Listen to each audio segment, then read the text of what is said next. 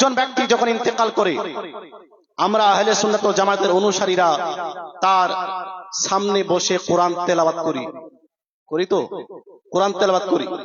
কিন্তু আজ এই আমলটিকেও বেদাত বলতে আরম্ভ করা হয়েছে যে মুর্দা ব্যক্তির সামনে কোরআন পড়া যাবে না, এটা বেদাত। অথচ আবু দাউদ শরীফের মধ্যে স্পষ্টভাবে হাদিস বর্ণিত হয়েছে, নবী সাল্লাল্লাহু তাআলা আলাইহি ওয়াসাল্লাম বলেন, ইকরাউ ইয়াসিন আলা মাউতাকুম। হে আমার উম্মতীরা শোনো, যদি কোনো ব্যক্তি মারা যায় তো মুর্দা ব্যক্তির নিকটে তোমরা সূরা ইয়াসিন পাঠ করো। বলেন সুবহানাল্লাহ। কি আদেশ দিয়েছেন নবী আলাইহিস সালাতু ওয়াস সালাম।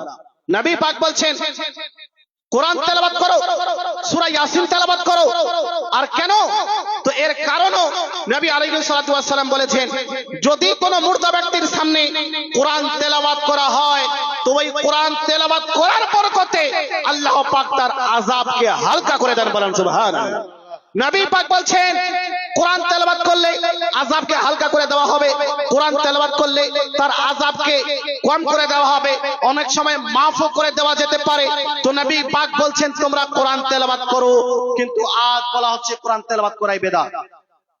মুসলমান জাগুন, আপনাকে বিভ্রান্ত করার জন্য কোটি কোটি টাকা মানুষ ব্যয় করছে, লক্ষ লক্ষ টাকা ব্যয় করছে, মিডিয়াকে কবজা করেছে, মিডিয়ার মাধ্যমে মানুষকে ধোঁকা দেওয়ার চেষ্টা করা হচ্ছে।